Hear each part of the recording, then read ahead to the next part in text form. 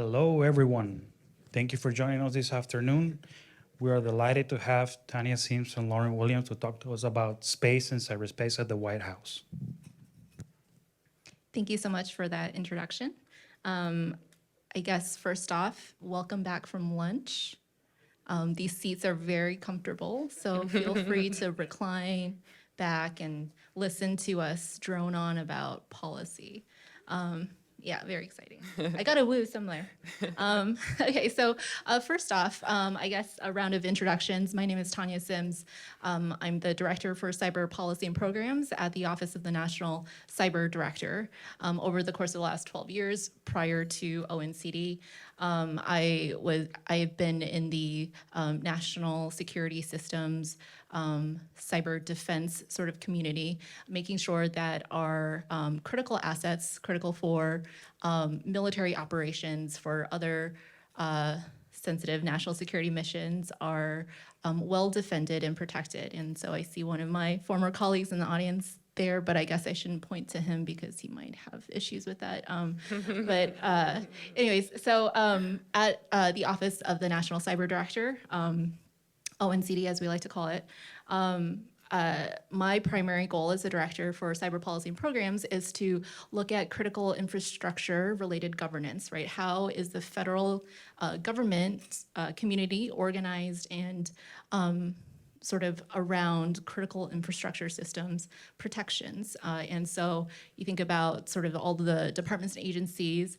dealing with the 16 critical infrastructure sectors that we have in this country that are called sector risk management agencies, and right, how are we actually working as a cohesive unit to properly defend the different sectors from cyber-related risks and vulnerabilities, attack, but also how are we talking about sort of private-public collaboration when it comes to critical infrastructure systems, cybersecurity, as we all know probably that over the course of the last 20 years, critical infrastructure is mostly within private sector hands, right? And so public-private collaboration in that sense is very important. And space systems, while not a critical infrastructure sector, per se, formally designated as such, we recognize it to be a critical underpinning function, right? When you think about not just military application, but also sort of all of the communications, GPS, right, weather monitoring that we rely on in our daily lives as just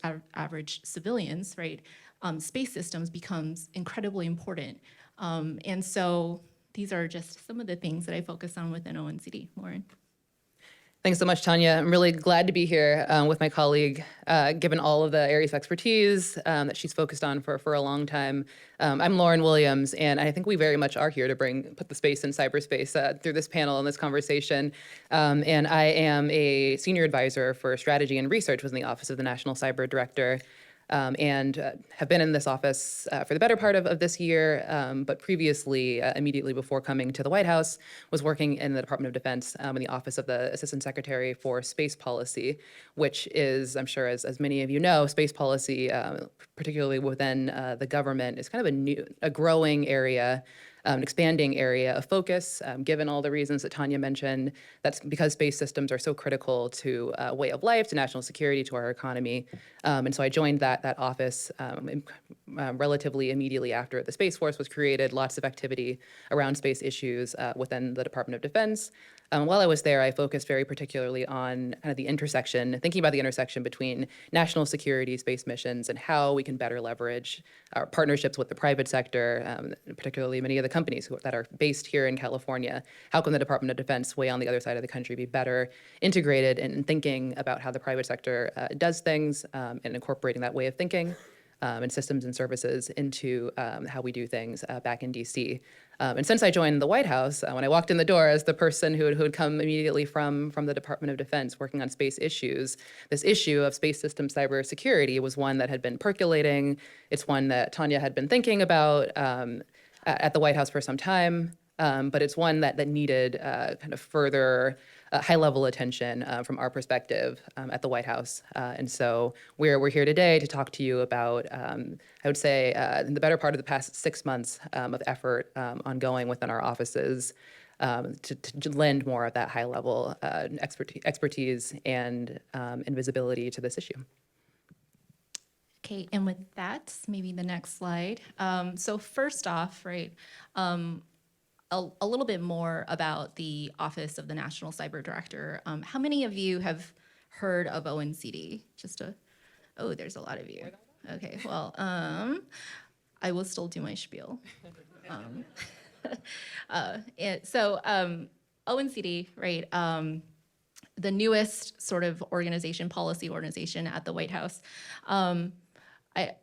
I'll just circle back, right? Over the last 40 years, and that predates my existence on this earth, but over the last 40 years, there's been sort of a debate, a discussion at the highest levels in terms of how do we organize as a US government around cybersecurity as this sort of thing that is not just, in the movie Hackers as a subculture, right? But as a critical function that underpins sort of everything that we are doing.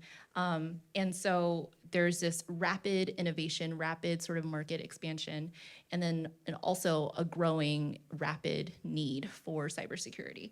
And so there has been this debate, but really sort of, I think, no sort of central point to say, how do we actually do this? How do we actually create some accountability in this space? And so in 2019, the Solarium Commission stood up and sort of tried to examine how do we actually do this, right? And what the commission found was that there is a need, that there is a gap to be filled with the creation of a national cyber director. Well, first, the commission thought it was going to be a great idea to maybe create a new Department of Cyber. That was scrapped pretty quickly, right? We need more federal agencies, but no. So after sort of toying with the idea of the creation of a Department of Cyber, they said, well, what if we had sort of an organization at the highest level, at the White House, who had the sort of a national cyber director who had the convening authority to bring together public and private stakeholders like never before, right? No one truly has that authority, whether you go to sort of a specific federal agency like CISA or NSA or whatever, right? Not one of them has sort of an overall convening authority over the entirety of public and private. And so this office would be sort of stood up to first and foremost have that convening authority. And then the other point, right, is that Congress agreed with that assessment, surprisingly. So in 2021, the National Defense Authorization Act of fiscal year 2021 actually called for the stand-up of this position, the National Cyber Director. And so in June of 2021, Chris Inglis, so many of you might have known him, former Deputy Director of NSA and also fighter pilot extraordinaire. He was actually confirmed by the Senate to be the nation's first cyber director, and in July, he was actually sworn in. But he was employee number one, so we like to call ourselves a startup of the White House. For all that who have worked in federal government, that is, it's both fun and interesting and daily excitement, right? But as employee number one, right, he had the hard task of right-sizing the organization because he obviously cannot do it all. So over the course of the last year, we've grown to 80 people strong within ONCD, and I would say it's still growing, right? And we have people like myself and Lauryn and others from sort of private and public sectors to bring their background and experiences to bear in ONCD. And what is really our mission? So our mission, right, one is that public and private partnership. What does that actually mean, right? We've talked about it and talked about it and talked about it over decades and decades, but how do you actually bring that to bear? What do you do to bring some accountability to that? Second is federal coherence. Who is actually doing what in the federal sphere, right? If you're gonna reach out to, or if you have a concern about a cybersecurity risk or vulnerability, who do you reach out to? You shouldn't, right, you just have to Google it, right? You should have a roster of candidates at your disposal to reach out to for additional information and to be connected to the right people, right? You don't want to just be constantly searching and searching and searching.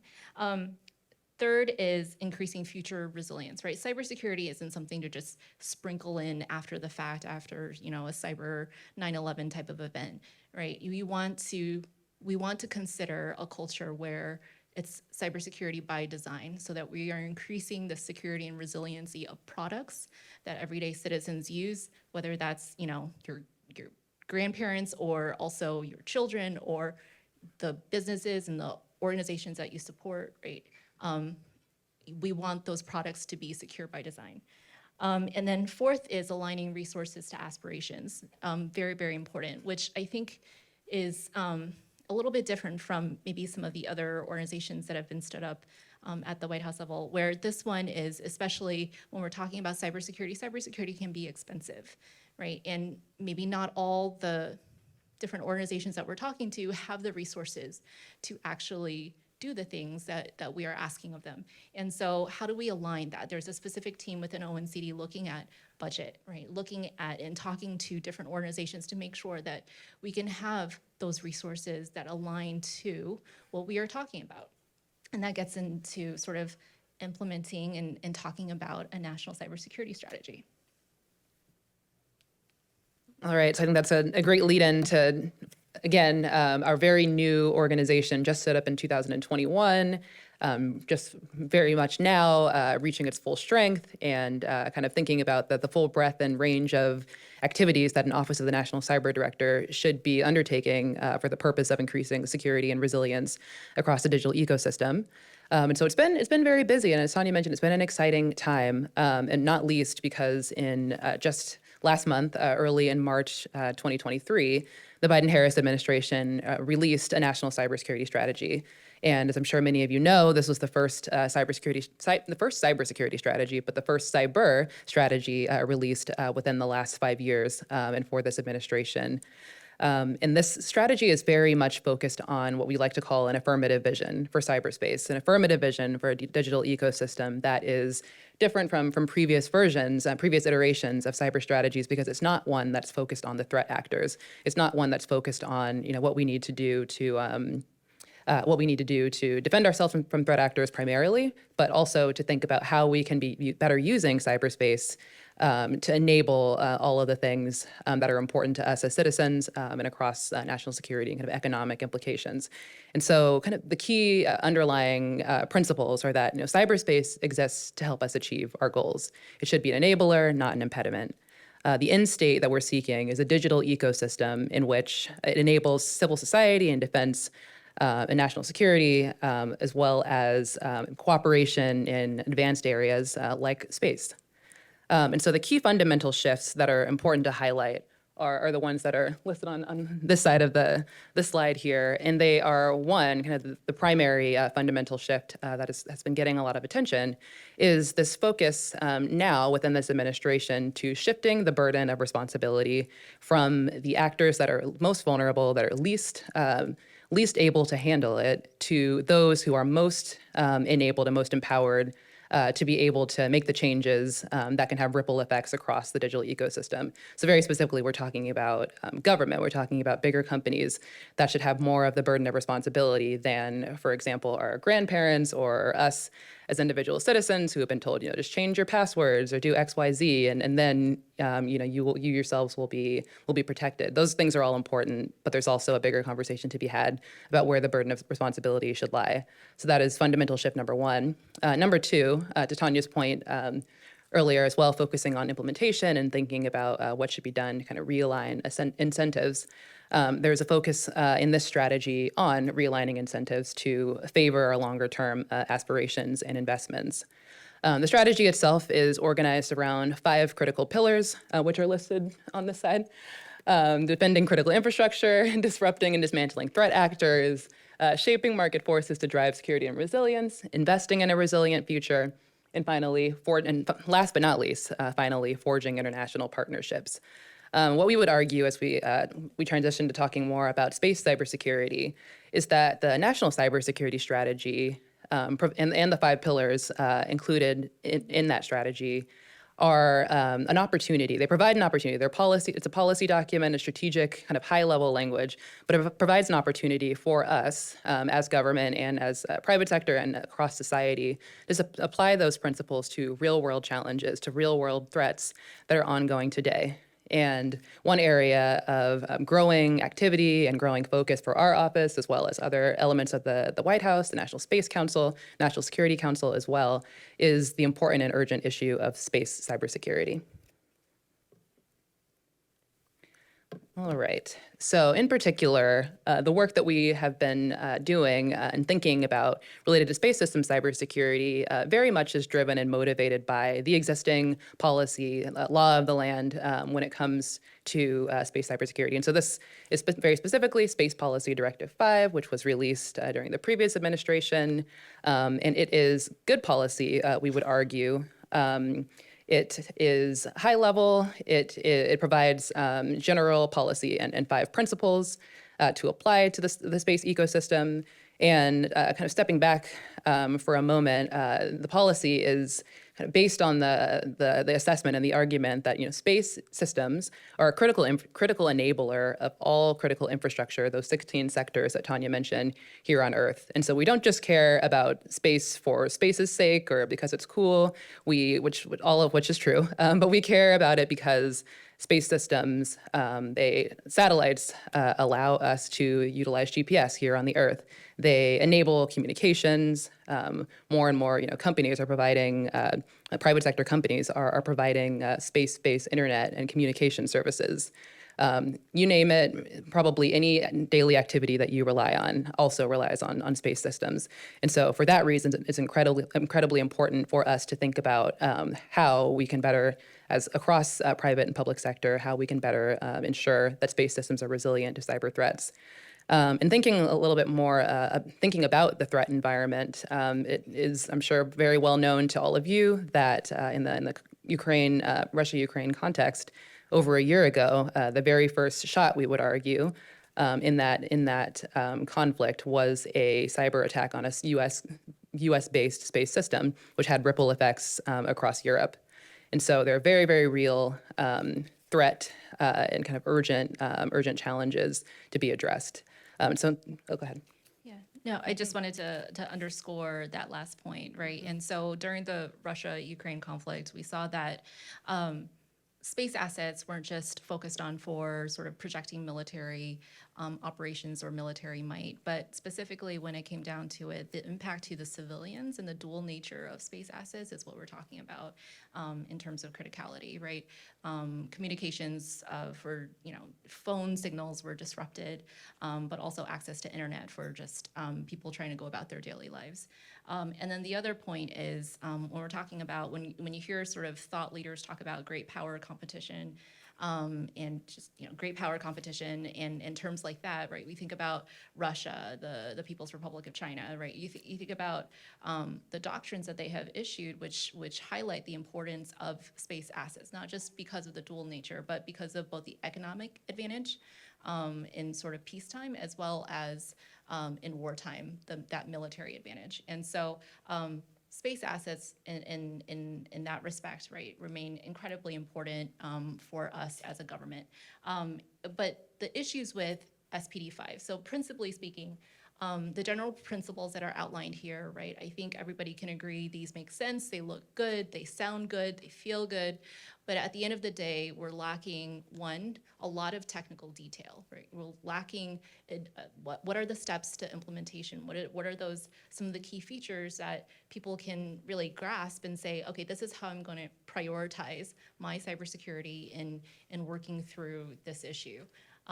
And so those measures are sort of missing, right? We don't have sort of accountable parties even listed out in the actual directive, calling out different government agencies, for example, in terms of them having accountability over certain aspects of what is presented in SPD5. Mm-hmm. The other point is that there is no enforcement mechanism then in that sense. It's policy, not law, and for the lawyers out there, right, that distinction is very, very important. It's not statute, right? No one is required to do it. It's not a mandate. And so in that sense, right, if there's no implementation details, right, and there's nobody sort of cracking the whip, or not even cracking the whip, providing a very soft carrot, right, to say, like, please do this, right, then who's actually tracking progress when it comes to space system cybersecurity? And so with SolarWinds, I think we saw a lot of the challenges associated with supply chain security, but also, first and foremost, it was an issue with information sharing and truly understanding what resides within your software product. And so something like SPD5, right, what we're saying is, well, let's take these basic principles and let's add some teeth to it, but also let's provide some technical details where we can get at things like supply chain security.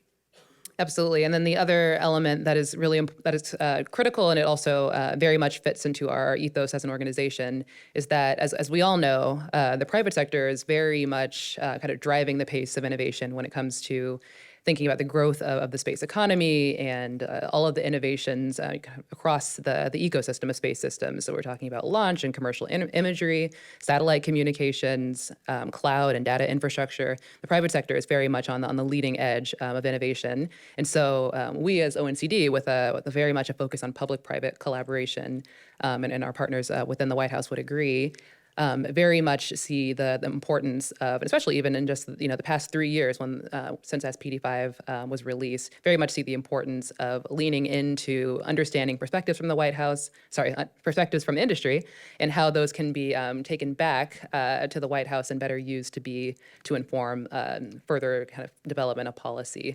Then again, to the point of implementation, even when it comes to the National Cybersecurity Strategy, ONCD has already begun focusing on an implementation plan, because implementation is really where policy hits the road. And so we see space cybersecurity as another very important area in which to apply that prioritization of, policy is needed, but implementation is really where the rubber hits the road. Yeah, and there's also been some other policies that have come out since then, right? In May 2021, there was Executive Order 14028, improving the nation's cybersecurity, which really put a spotlight on the need for better sort of processes, guidelines, procedures when it came to critical infrastructure related systems and assets, as well as those in the federal government, right? You had things in there to call out specific principles and sort of requirements for federal agencies to look at zero trust, to look at different sort of better encryption, right? Multi-factor authentication, things like that are, I think, pretty, well, maybe aside from zero trust, but the other ones, right? Probably things that you have heard again and again and again, but those are things where when it becomes policy or when you see that sort of reflected in an executive order, right, you take stock of that. But even with that, right, it's how can that EO then be applied or expand upon SPD5? And I think it does take it one step further, but also it's not directly relevant to space systems, right?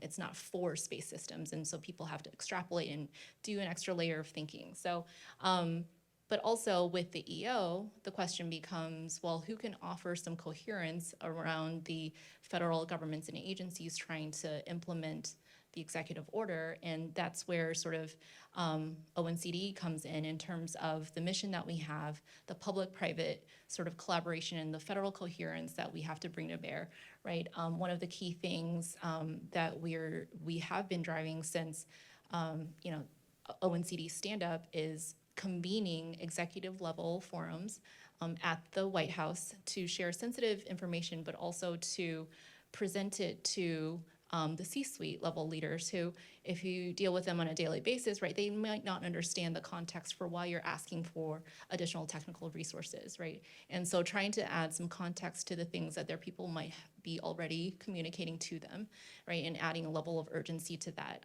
Those were some of the dialogues that we have been trying to convene at the White House. So first was focused on energy sector, then we did, I think, healthcare, aviation. The last one in December was on electric vehicles, and most recently was the one at the focused on space.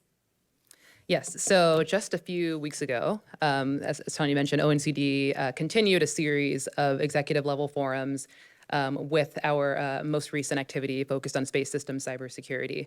So this was a really exciting event for us, exciting activity for us at the White House. We co-hosted our acting National Cyber Director, Kimba Walden, in particular, co-hosted with National Space Council Executive Secretary Chirag Parikh. an executive forum on space at the White House with 10 leading space industry executives at the C-suite level, along with a really long list of senior level U.S. government officials. And I think what was really important about the kind of just looking around the room, which you can see a depiction of here, was We're in that the corner. oh yeah, we're in the corner exactly, right over there. We were very excited about that.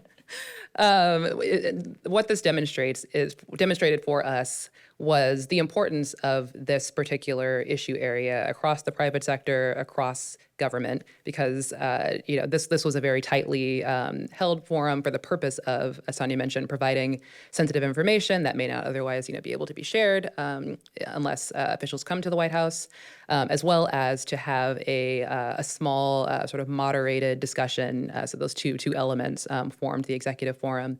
You can't really have that if you have kind of a conference level sort of event. And so we've scoped these very tightly for the purpose of generating conversation. And we very much saw kind of across the board in the conversations with industry executives and with the senior government leaders, how important they found this issue, just demonstrated by the fact that these executives flew across the country to the White House for a half-day event. I think that very much demonstrated to us how important this issue was, and the opportunity for them to share perspectives with each other and to gain in real-time information from senior officials like our bosses we mentioned in the National Space Council, but NASA Administrator Bill Nelson was there as well, and Deputy Secretary of Commerce Don Graves also was an anchor of that event for us. And so it was a really critical sort of launch, I would say, of the work that we had been doing to gather perspectives and to understand what are the critical concerns that industry has and how can bringing together, using the convening power of the White House, really galvanize activity related to space system cybersecurity. Right. So we wanted to share some of the things that were relayed during that forum. And so I think the key thing here to note is that regardless of whether or not we're talking about sort of ground segments, the space segment, or link segments, right? We're saying essentially that if you have a space system, right, you can leverage terrestrial sort of traditional cybersecurity best practices as well, concepts and principles in sort of your daily operations. And that's, I think, really important, right? We're not just saying that space systems are this, unique bin of set of challenges, though we do recognize that there are sort of some very complex nuances to space systems. But generally speaking, right, there are a lot of sort of basic cybersecurity principles that we use for terrestrial networks that can be applied to space system cybersecurity.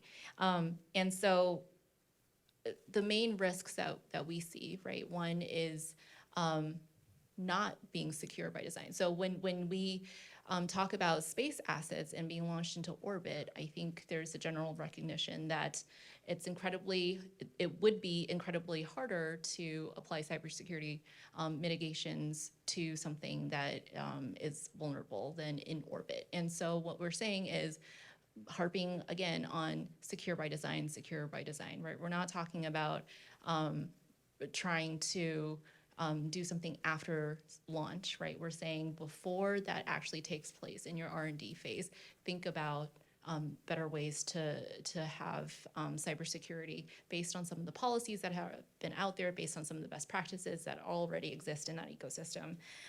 Two is also not being innovative in silos, right? So what we're talking about is getting away from that culture of sort of being first to market, but secure to market. And that's something where I think it's very much a distinct call out in the National Cybersecurity Strategy, right?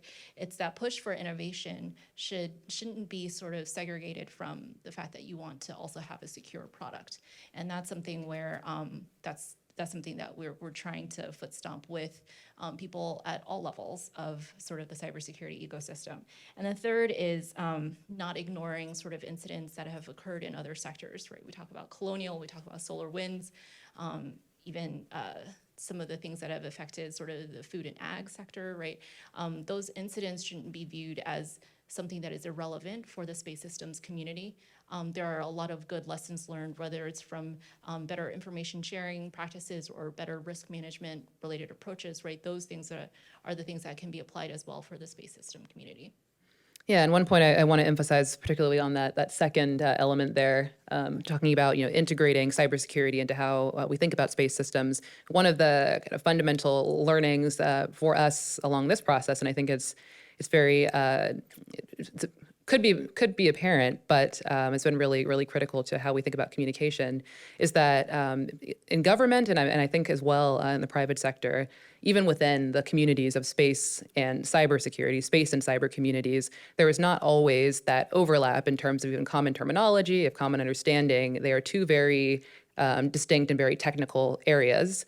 But even across those two, there isn't always the communication that would allow for thinking holistically about space system cybersecurity. And so even just physically by bringing together stakeholders from those two communities, I come from the space community, Tanya has spent more time in the cyber community, across our team, making sure that we're thinking about ways to communicate. That's been a really critical finding for us. And so we hope to continue to convene thinking about bringing those two communities together.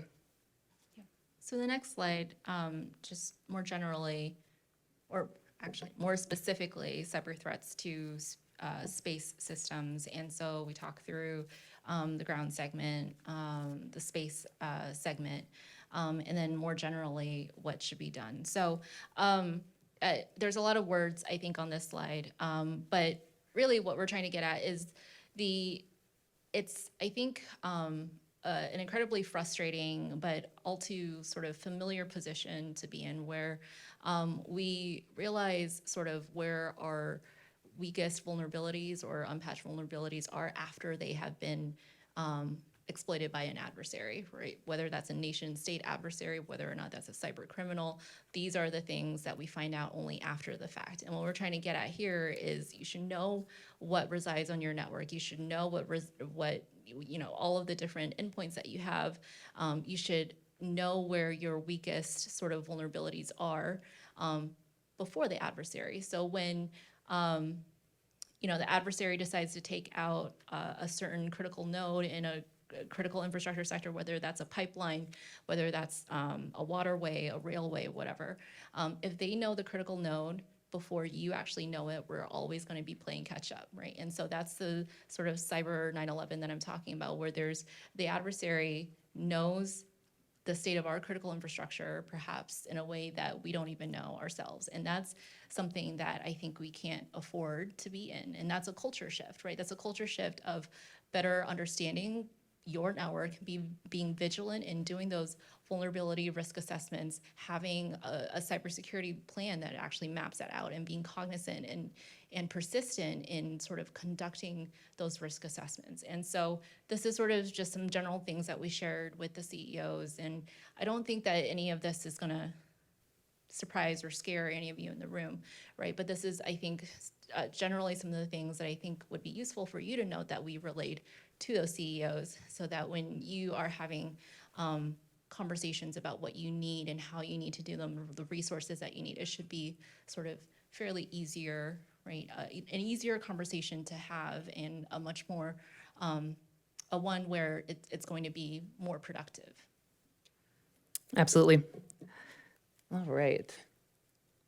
Okay, the question that we got from the executives were, where can we find additional information, right? And so the thing to note here is that the federal government has issued or has attempted to sort of provide as much information as possible to the broader public, not just for the national security systems community, but for people working in all sectors, to say here are some of the commonly used TTPs that these different threat actors that we are concerned about are using, and how they are doing it, and here are some mitigation steps, right? And so there are a couple to highlight. Again, there's a lot of words, so I don't expect you to read them, but there's the website there. It's NSA, also CISA has their own sort of library as well, but they're complementary. NSA, CISA, even FBI and some of the ISACs have partnered a lot over the course of the years to provide some context for some of the things that they're talking about, and how this relates to space systems. These are some of the ones that that were presented to the CEOs, but also, when we talk about VSATs, right? How VSAT is sort of that integral layer to communicating from a space asset to a ship-related asset or some aircraft, right? Those VSAT terminals are going to be incredibly important, but also very vulnerable to cyber attack. And here are some specific ways to mitigate. This one's talking about RMM software and how adversaries are exploiting that to gain persistence on specific networks.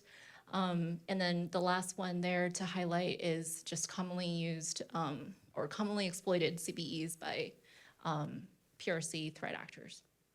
Yeah, and one of again, to the overarching point I think we would definitely want to make and want to leave with all of you is that there are resources, obviously, that exist that are being pushed out on a regular basis by agencies like the National Security Agency, like the Department of Homeland Security.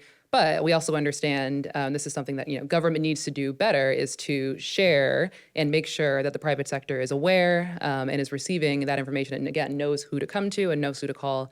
So threat information sharing, especially in the context of space cybersecurity, which again historically has been a relatively kind of overclassified area of study. There are existing ways, and there are ways to improve information sharing from public to private sector, and that's very much an element and a key priority of the work that we're doing. And further to that work, so we have obviously held a forum at the senior executive level, and it was limited in scope and tightly scoped for a reason, which was to generate kind of safe conversation among executives at that level, which to kind of ensure that they are thinking about cybersecurity more holistically and have informed views that are informed by more sensitive information and takeaways to take back to their companies and implement up and down the chain. But the next critical step for us that was clear from the start was not only to have those kind of high-level sorts of events, but to immediately take the conversation following that executive-level forum down to the technical level. And so we are here in California this week. Tanya and I are going to be convening a group of space industry representatives from the West Coast, from California, and kind of surrounding areas for the first stop on what we are calling an industry roadshow. And so as you can see here, we have a busy spring and summer ahead of us. And the purpose of this roadshow is for us to get out of our comfort zone, to get out of Washington, D.C., and to go to the hubs of space industry, and to very much be in a listening posture. We want to hear what the current kind of state of play is across companies and how they are thinking about across space companies and how they're thinking about tackling cyber threats. And the way to do that, we very much understand, is by going to where industry is based, and we want to have some geographical representation, geographical diversity in terms of the conversations that we're holding. And so we will be across the country, and again in California and Colorado and Texas and Florida, in the Northern Virginia area, and maybe others as seem necessary in order to gain that holistic set of perspectives, and all for the purpose of gathering perspectives from the private sector, having parallel conversations in government, thinking about how government owned and operated space systems can be better secured and better, more resilient to cyber threats, and taking that whole body of information and feeding it back into the policy process as we think about, from the White House level, what should be done, what should be built upon, built on the existing policy dating back to 2020, recognizing that the pace of industry innovation and the pace of development in the space economy is moving really quickly. So that's the overarching perspective and plan ahead for us at ONCD in partnership with the National Space Council and in partnership with other federal government partners. Yeah, I think it's really important for us to do this because as we sort of have been saying throughout this whole talk, right, policy is only as good as its implementation. And for us, it's listening to the actual key stakeholders, not just at the C-suite level, right, but the people who are the operators and the actual sort of developers, that level, right, hearing from them in terms of, does this actually apply to you, or how are you thinking through some of the things that you're being presented with in policy, and having sort of a dialogue around that. That's how we are viewing sort of this roadshow, hosting these workshops to really try to get at sort of that technical workforce. All right, and so last but not least, this is a representation of federal cohesion and kind of a whole of government sort of approach that we are taking into this work on space cybersecurity, because it can't just be a White House-driven initiative, even though we have heard and listened to the fact that it does require to tackle a threat like this, tackle a challenge like this. It does require senior level attention, which we have tried to generate through convening, but it very much does require a litany of departments and agencies.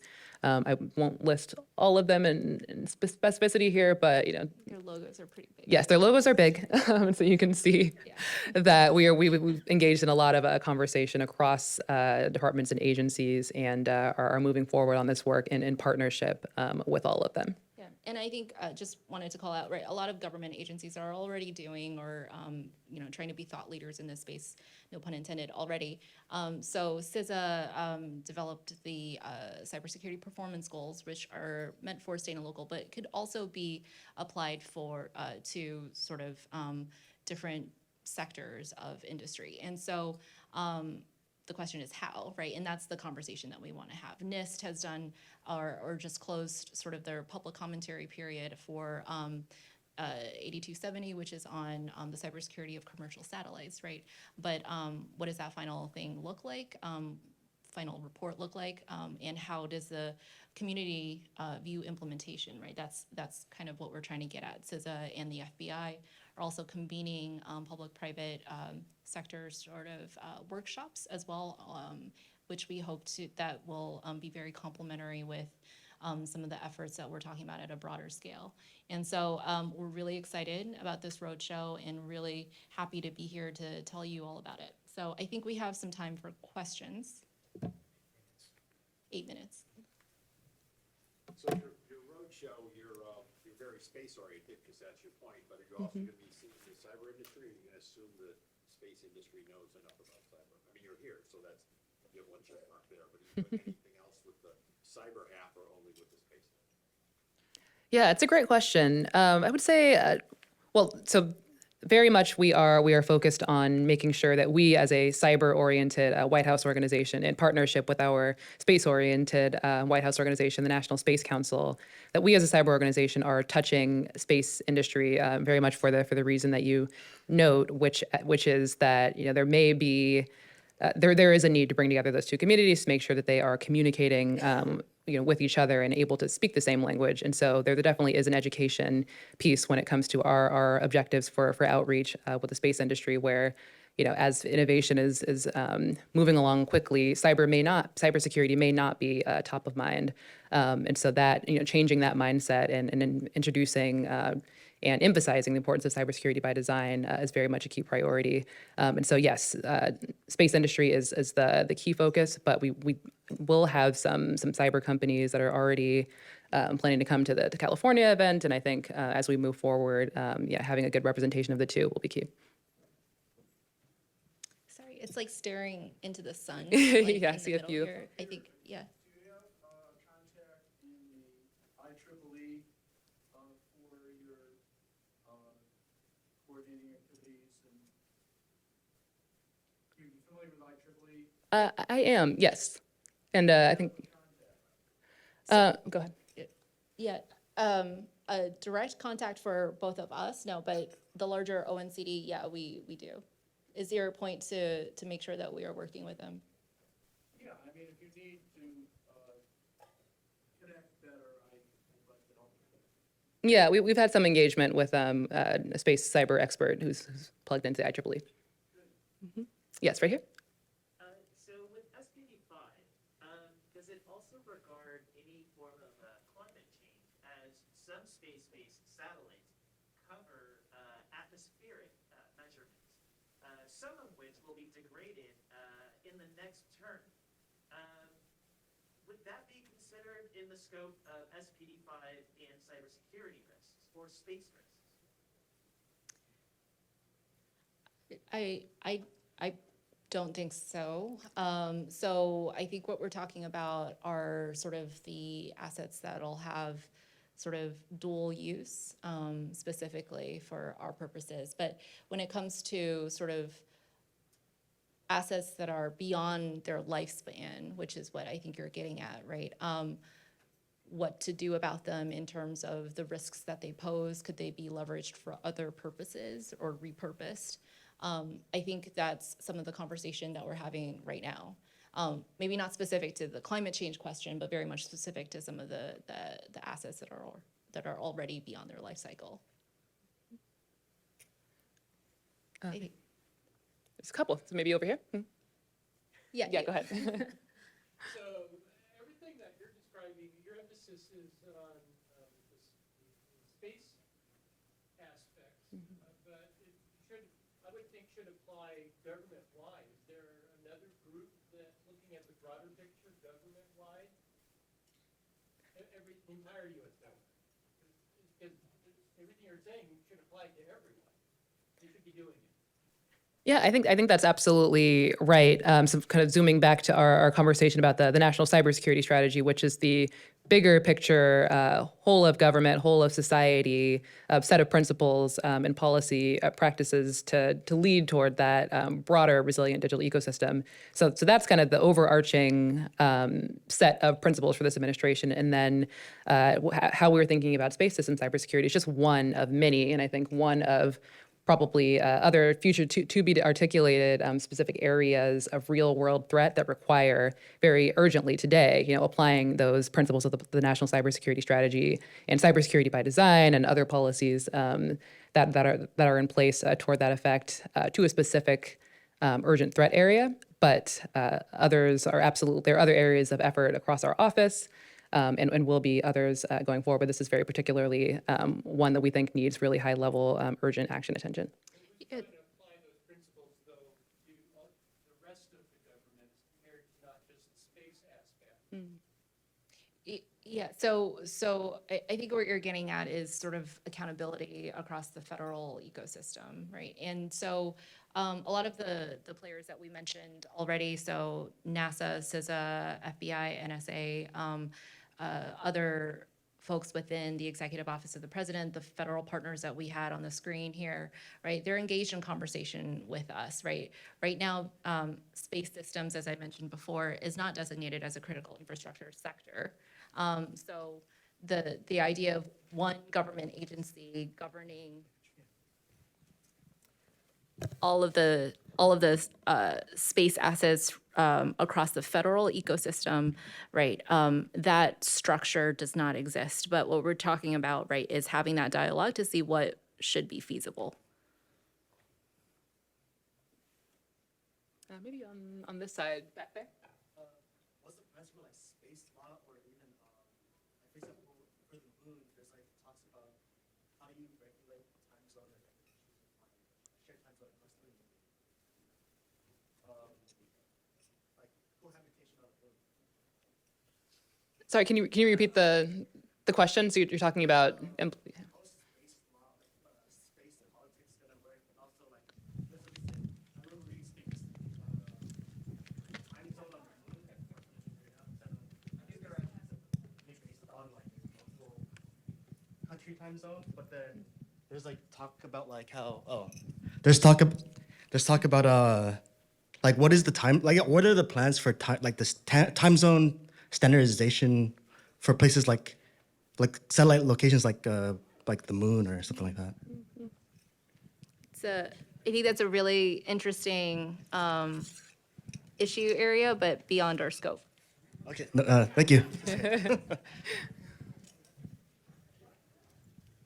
See, maybe in the back there. Yeah, you had your hand up for a little while. I got actually more than one question. So one of the thing item is beyond U.S., which is pushing toasters in LEOs, Leno tomorrow. but there's also a company like Airbus is shooting satellite all day long up there. Those people have to comply with these regulations. And one of the problems with satellite private industry is there's no FAA on that thing. Nobody reviewed the code. Nobody care about safety. You just keep launching it like tomorrow. So it's been a way to look at what they do. You can regulate what you want. This is not a statute. They won't listen to you because you don't have agency to do the engineering part of the equation. And of course, let's look at the recent leak of the Ukraine defense paper. Running out of time. Gonna take the questions off the whole. Great. Thank you. I want to thank him. Thank you. Yeah, sorry about that. Thank you.